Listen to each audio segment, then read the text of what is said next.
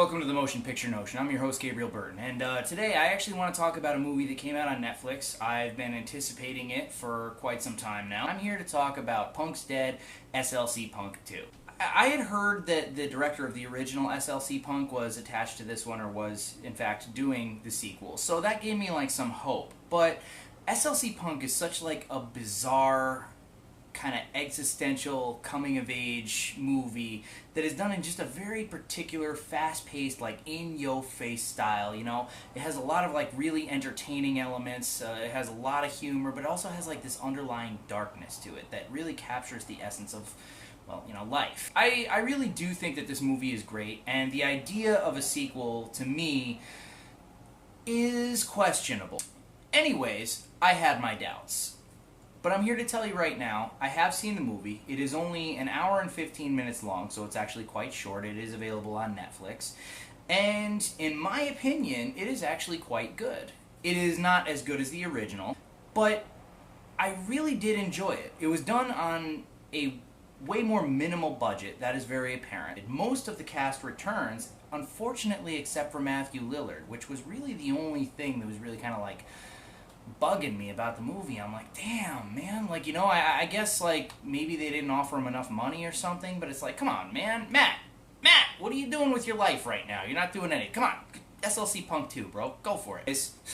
He wasn't in it, and that was kind of a bummer, but they got a lot of people to return, like, you know, Trish, they got, what's his face, Devon Sawa came back, and the guy who was the mod in the first one, who is arguably one of my favorite characters in this one. I mean, they got back like a decent chunk of the original cast. This movie follows Heroin Bob's son, okay, which if you have seen the original SLC Punk, you know who Heroin Bob is. If you haven't, first of all, shut this review off. Second of all, go watch the movie.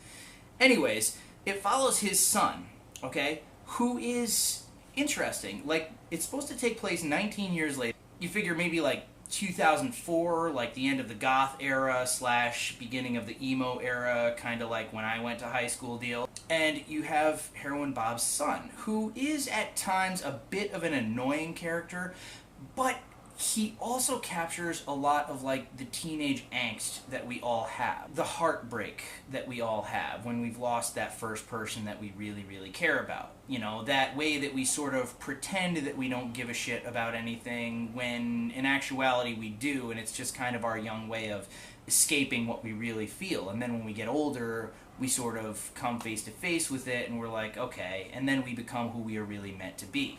But it is definitively a sequel to SLC Punk. It goes with the same themes, it's the same coming of age, but it's sort of approached from a different perspective. And that's what I really, really liked about this movie, is that it didn't totally rely on the original. All the characters in this movie were their own characters.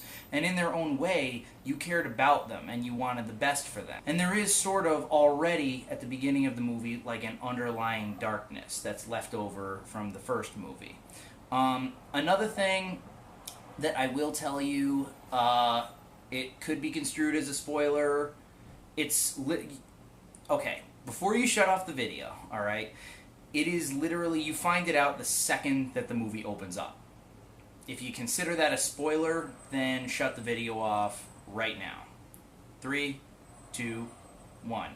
Heroin Bob is the Greek chorus of this movie. His ghost, or whatever, is in their old flat, you know, just alone, and there's sort of like this, like, kind of like haze, like, over the entire environment. It's got this, like, otherworldly kind of feel, and he narrates the story as it goes about his son. And I think that that is really cool. And also, holy fucking shit, man, but almost 20 years later, and the dude looks exactly the goddamn same with the fucking mohawk.